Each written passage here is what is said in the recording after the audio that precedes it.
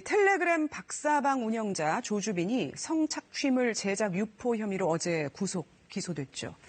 그런데 이 텔레그램 이외에도 더 은밀하고 더 활발한 범죄 무대가 있었습니다. 이 다크웹이란 공간인데요. 이 KBS 취재진이 이 다크웹의 한국어 최대 커뮤니티이자 성착취물 유통의 온상으로 지목된 코첸 사이트를 집중 해부했습니다. 산업과학부 김유대 기자 나와 계십니다. 자, 우선 다크웹이 어떤 건가요? 네, 인터넷 하실 때 인터넷 익스플로러 같은 브라우저 사용하시잖아요. 네, 그걸로 이제 인터넷 사이트들에 들어가죠. 네, 그 다크웹은 그런 일반적인 브라우저로는 접속할 수 없고 특정 브라우저로만 접근할 수 있는데요. 그 네이버 같은 곳에서도 검색이 안 되고요.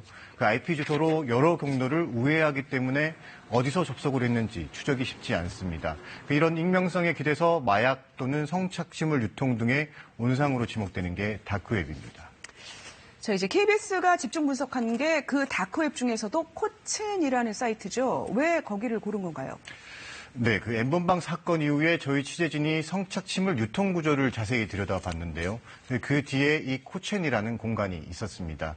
지난해 1월부터 올라온 게시글 2만 1000여 건을 모두 모아서 어떤 것들이 공유되고 어떤 대화가 오가는지 일일이 분석했습니다. 네. 그 조주빈 일당이 벌인 범죄 흔적과 함께 수십 명의 추가 피해자를 확인했는데요.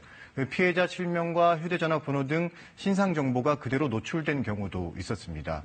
텔레그램 주소도 지난 1년 동안 120여 개가 이곳에 공유됐는데 그 문제가 된 N번방, 박사방 주소도 상당수 등장했습니다. 그렇다면은 조주빈 일당이 이 다크웹 사이트를 통해서 N번방, 박사방 이런 거를 홍보를 하고 사람을 모았다는 얘기가 되나요? 네, 조주빈 일당이 다크웹을 직접 이용했는지는 현재 수사기관에서 수사 중인데요. 어떻게든 이들이 다크웹을 직간접적으로 이용했을 가능성이 높다는 게 저희 취재진의 분석 결과입니다. 지난해 7월 코첸에는 감시자라는 아이디를 쓰는 인물이 등장합니다.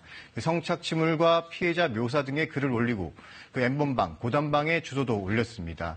이 감시자, 지금 재판 중인 N번방 전 운영자 왓치맨의 닉네임과 동일합니다. 그렇군요. 또 조주빈 일당이 피해 여성에게 접근한 방법, 주민센터에서 일하는 사회복무요원을 끌어들여 개인정보를 빼내지 않았습니까? 네. 코첸에서 큰 돈을 벌게 해주겠다며 사회복무요원을 찾는다는 글이 발견됐습니다.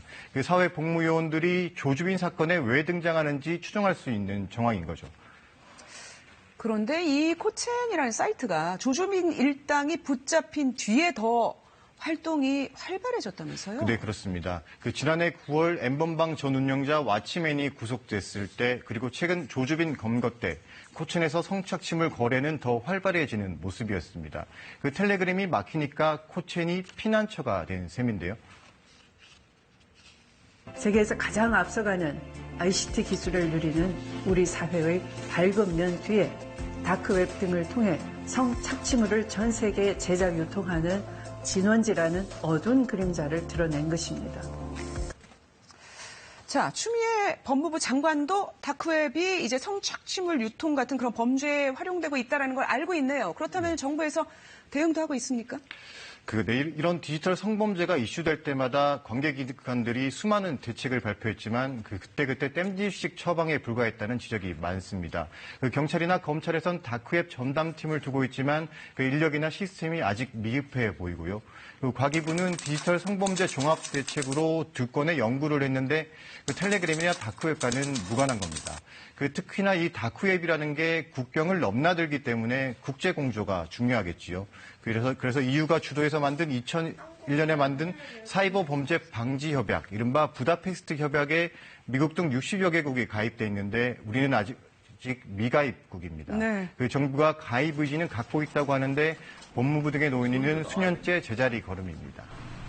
앞서 코첸에서 사람들이 하는 대화 절대로 자수하지 말고 걸리지 않는다 막 이렇게 확신하는 모습을 보여주고 있는데 그렇지 않다라는 거를 이번에 정부가 보여줘야 되겠어요. 네, 그렇습니다. 예. 자, 김유대 기자 잘 들었습니다.